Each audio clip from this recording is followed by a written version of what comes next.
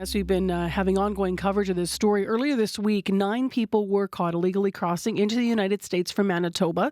They were caught after making an emergency call, and they were connected to the RCMP. Authorities continue to still look for a 10th person who has not yet been found. CBC's Brittany Greenslade had a chance to speak with U.S. Customs and Border Protection Agent David Marcus for an update, and here's more of their interview. Everybody went to the hospital, all 9 initially. 7 were cleared by the medical staffs at the hospitals that they were at. From there, they were brought to Border Patrol Station for administrative processing. They are no longer in our custody. They are in removal proceedings and were turned over to ICE, Immigration and Customs Enforcement. And then the other 2 are still receiving treatment at the hospitals. And what can you tell us about the conditions that these 2 are in? They were hospitalized for frostbite and hypothermia from walking in the cold and being in water and things like that. Previously, it was released that 7 of the 9 were Mexican nationals. Do we know the nationalities of the other 2? We do not. How that works is primarily we're always concerned with the safety and security of everybody. We want to make sure everybody's safe and healthy. Due to medical reasons, the state of mind that they were in, we were unable to obtain their citizenship and nationality information. Can you give us any indication? I know when we've spoken to you guys in the past, and most notably with the Patel case, we looked at, it was a case of human smuggling. Do we have any indication of what happened in this situation? The migrants were interviewed as part of our regular processing. And one of the things that came up was that they were told by the person who organized this. So yeah, there was they used the smuggling organization. Which one?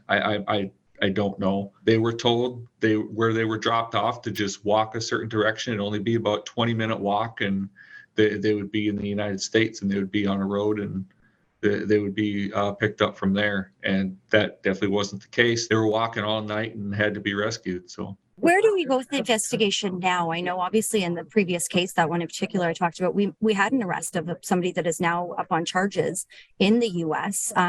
Was there any indication that you guys were able to find somebody waiting for them on the other side? No, in this particular case, nobody on the U.S. side or the Canadian side was found, but it's still an active investigation. Something might turn up, very well could turn up in the next few days. Have you guys been able to put any of that together about when they landed in Canada, where they came from, and that timeline? That's all part of the investigation. I'm not involved with any of that. How common is this? Of the 100 people that had been caught crossing from October to March, 70 of them were Mexican nationals. How common is that?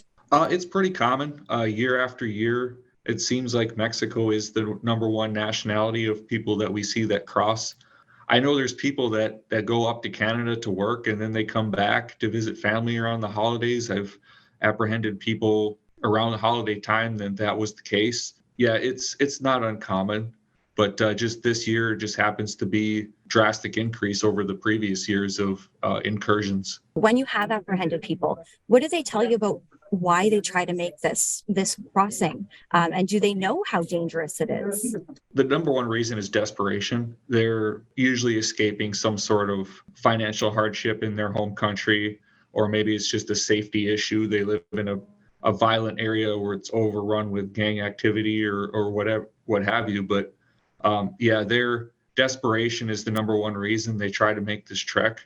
And then they're ill-informed that it's easier to cross through the northern border, which it isn't. We all know that just the winters up here are just excruciatingly cold and windy and things like that. If you try telling someone we'll use Mexico as an example, since they're account for roughly 70% of our apprehensions. If you tell them it's cold, well, they probably can't really fathom what 10, 20 below means. It's something they've never experienced. They don't have the best gear. We've apprehended people in the middle of winter and their boots were essentially rain boots, no insulation whatsoever. You're going to get frostbite real quick if you don't have an insulated boot. You know, when you're talking 10, 20 below as well, about the only thing you can do in that situation is find shelter, and you might even need a heat source to survive if it's cold enough. It's not like it's a metropolitan area that's connected with another metropolitan area in North Dakota.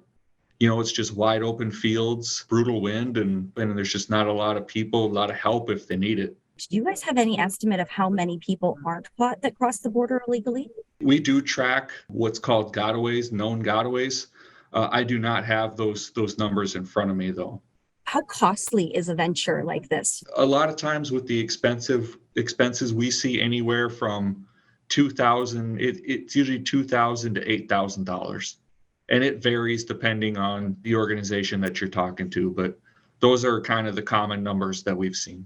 If you're somebody who's looking to get into the United States and somebody approaches you and says they can get you there, don't believe them. It's not worth the risk to your life, the risk to your family's life. It's not easy to cross between the ports of entry illegally. The only lawful way to cross into the United States or into Canada is through a port of entry. That was a CBC's Brittany Greenslade speaking to U.S. Customs and Border Protection Agent David Marcus. Two of the men, as we mentioned, from the group do remain in hospital and have yet, to be identified. Authorities are still looking for that 10th person who has not yet been found. And if you want to read more about our ongoing coverage throughout the week, we've had a number of different perspectives on the story. You can go to cbc.ca/Manitoba.